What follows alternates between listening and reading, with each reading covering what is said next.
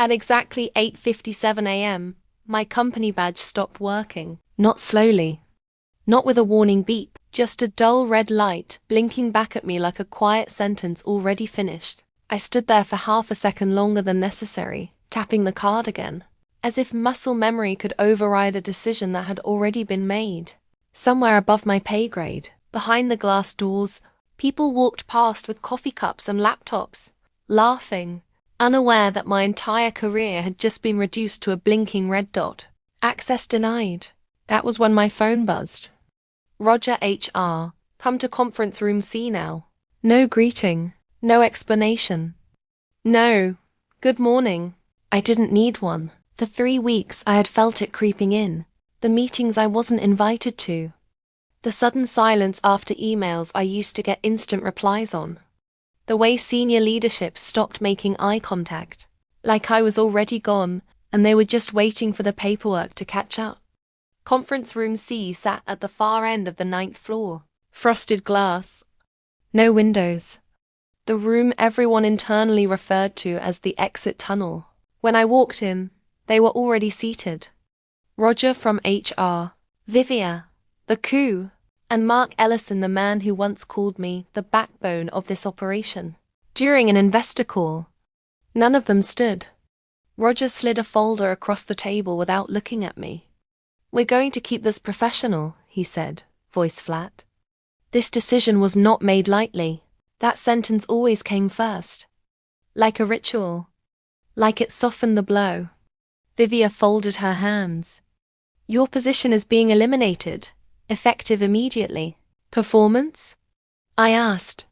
She smiled the way people do when they want to appear humane, but aren't willing to argue facts. Restructuring. Mark cleared his throat.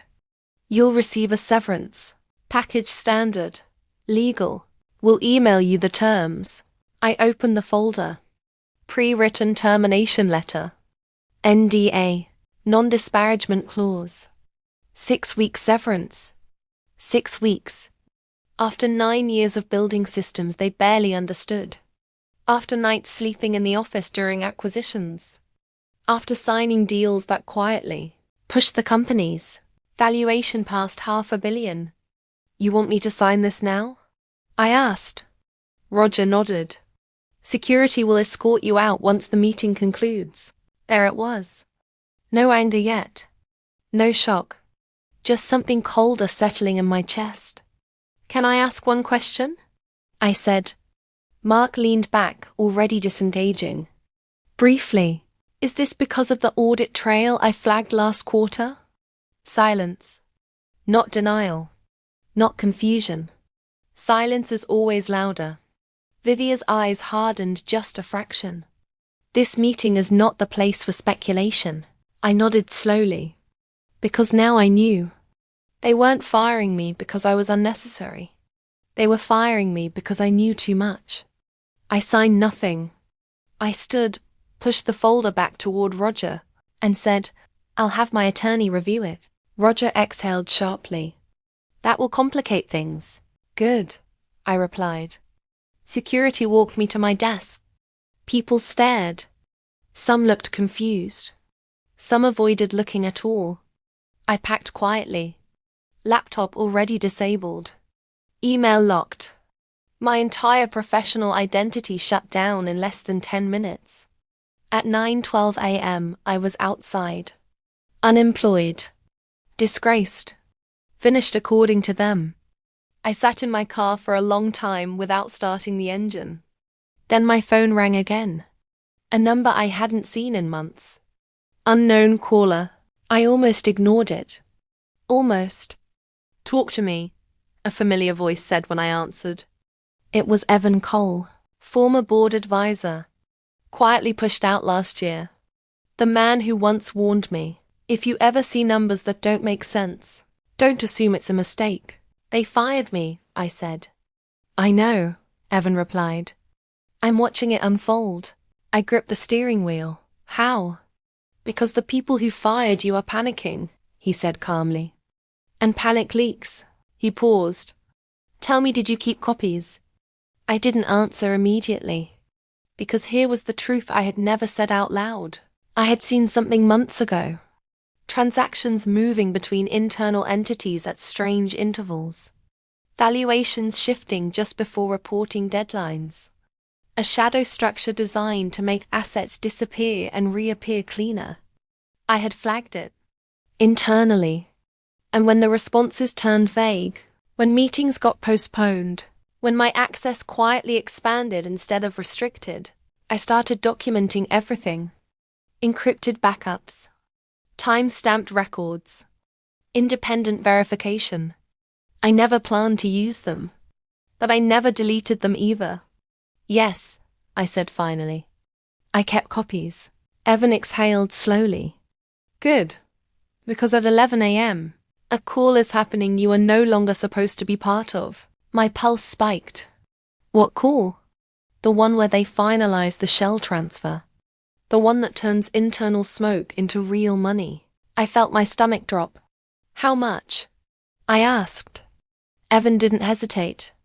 Roughly $800 million. The number hit harder than the firing. Not because of greed, but because of clarity. They didn't fire me because I was expendable.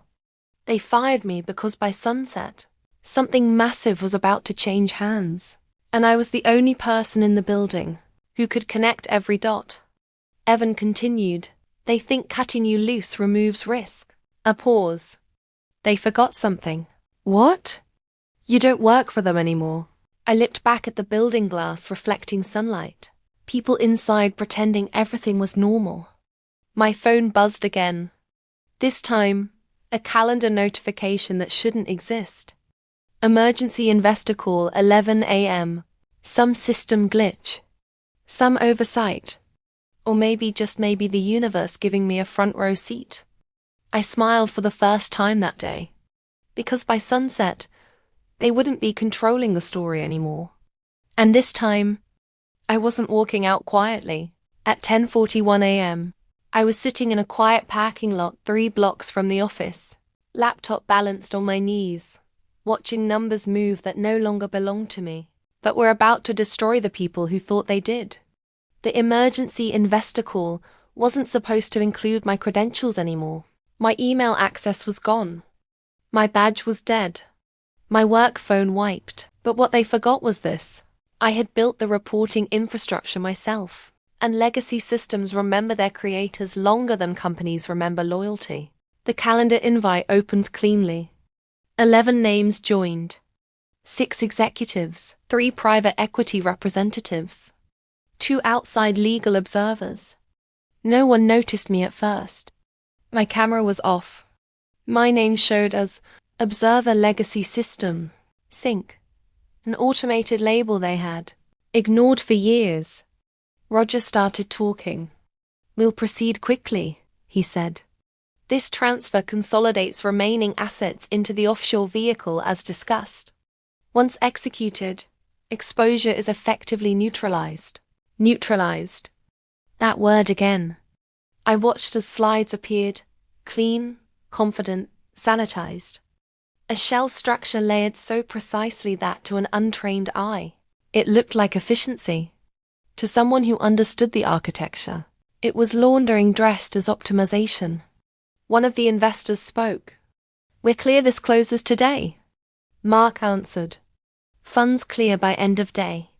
Sunset at the latest. Sunset. There it was. $800 million didn't change hands loudly. It moved silently, assuming no one was watching closely enough to understand what it really meant. I started recording. Every voice, every screen share, every admission hidden behind polished language. At 11:09 a.m., someone finally noticed. Who's observer? One of the attorneys asked. Roger frowned. Remove them. They tried. The system lagged. Legacy permissions don't disappear instantly. They decay. That delay gave me enough time. I turned my camera on. The room froze.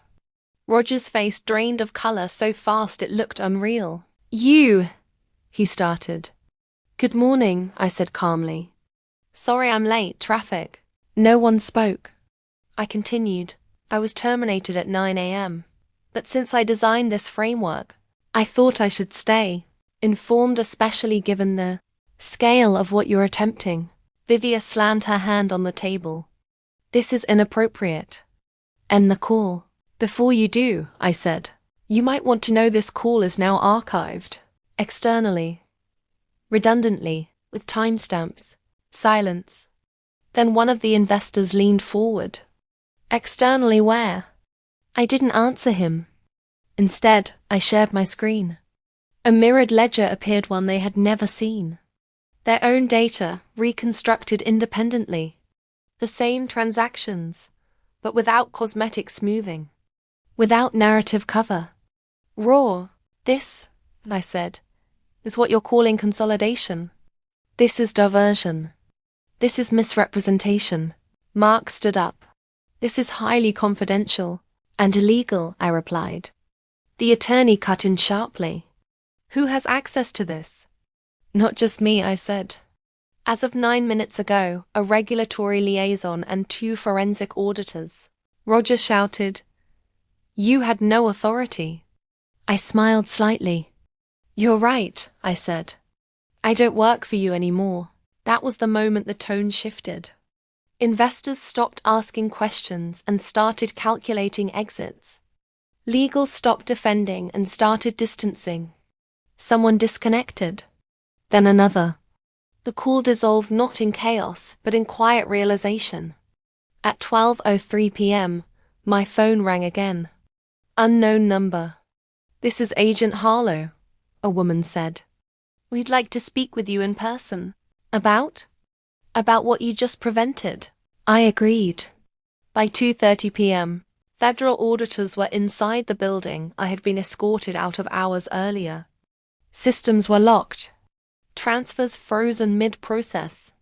The $800 million didn't vanish. It stalled. Right in the open. By 4 p.m., news hadn't broken yet, but panic had. Executives who wouldn't return my emails a week ago were suddenly checking in. I ignored them all. At 6:12 p.m., just as the sun dropped behind the skyline, my phone lit up with missed calls. Dozens. Board members. Legal intermediaries. A number I recognized immediately. Roger. I let it ring. At 6:47 p.m., a final call came through. Evan, it's done, he said. Deal collapsed. Investors pulled. Regulators froze everything. I closed my eyes. Not in relief. In clarity. They fired you thinking they were removing risk, Evan continued. Turns out you were the only thing holding the place together. The next morning, headlines didn't mention my name. They never do at first. But the company's stock didn't open. Executives were placed on leave. An internal investigation became external. And the $800 million that was supposed to disappear became the reason everything came apart.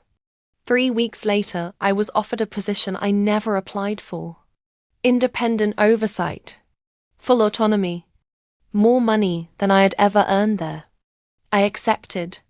Not because I needed redemption, but because silence had already cost enough people enough. They fired me at 9 a.m. By sunset, $800 million changed hands. Not the way they planned, but exactly the way it needed to.